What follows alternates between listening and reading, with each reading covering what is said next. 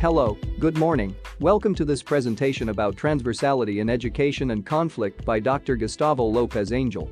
Let's start by explaining what transversality is. It is a theoretical and methodological perspective that tries to approach the educational vision through a holistic and multidisciplinary conjecture. It is a vision that allows students to be professionals in any specialty, but with tools and knowledge of some others with a sense of correlation and complementation. It also seeks to encourage the improvement of educational quality and introduces societal concerns focused on a curriculum design and educational practices. In order to visualize it, there are some areas of educational mainstreaming. This series of areas can be the organization of teaching content, administrative planning, work in schools and classrooms, educational resources or means and innovation models. In the organization of content, the need to promote interdisciplinary and teamwork is highlighted, capable of overcoming the limits of conventional disciplinary organization. In the first area we have the content organization. The separation of fields of knowledge and learning is growing, especially when the unitary schools, in which a single teacher taught all or most of the content. Conventional planning. The educational administrations, in accordance with a principle of technical rationality, and in order to achieve increasingly verifiable and effective results in the performance of educational systems, schools and teachers have been promoting in a systematic way. The decision-making capacity of each of the aforementioned levels and institutions is variable depending on the predominance of more or less centralized or decentralized strategies in the educational systems. The teacher's intervention. The planning that a teaching team carries out in the medium or long-term on the teaching and learning tasks constitutes an orientation to be followed by each teacher in the context of their direct interaction with the students. Decisions for immediate intervention by the teacher may also arise on their own initiative, on the horizon of optimizing daily tasks, or may be motivated by occasional events not imaginable in prior planning. Teacher training.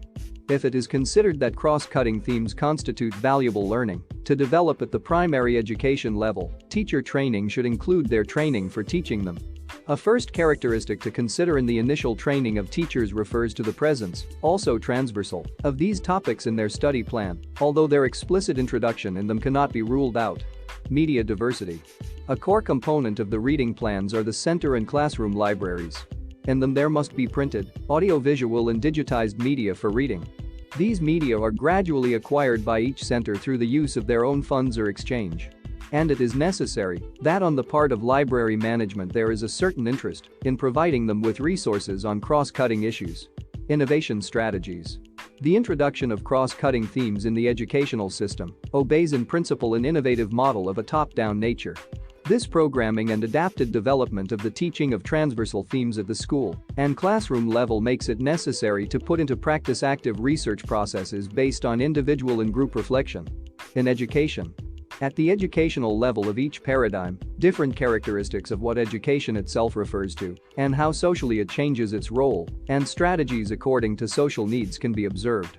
The models of academic multiplicity were determined as the arrival of academic transversality and being only possible through the structuring of curricular models that could exemplify and carry out profiles that the academic degrees were capable of executing for the academic preparation of students. The conflict. In the developments of sociological theory, the contributions made from the macro and micro-sociological perspectives have worked on the conflict as a dimension, sphere, process or condition of social reality.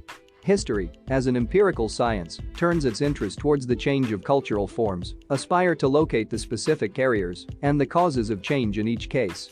How to learn about conflict with a cross-sectional model. In the BUAP, Minerva University Model, MUM, has been characterized by the structuring in an academic curriculum that allows dynamism between the applicable areas for their interaction and the strengthening of the knowledge that makes up the academic profiles of university students. The MUM is characterized by the creation of academic profiles before and after entering the degrees, which allows optimal preparation of students for their subsequent introduction to the labor market.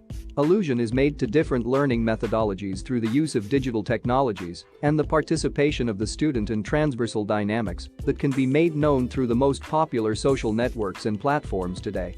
The videoblog. The student must make a videoblog in which he explains some of the positions of the conflict theories in a brief, easy and precise way, taking into account a well-structured script that is attractive to the public. Transcending the academic to the practical is essential to legitimize the models of academic transversality, and the importance of its application in non-academic aspects fosters the culture of preparation prior to an activity, which allows the development of some activities such as writing and the essay that later will allow them to establish strategies and tools for an optimal implementation of everything, both the academic, the information factor, the preparation, the application and the execution. And that would be all from this exhibition. I hope you found it interesting. See you.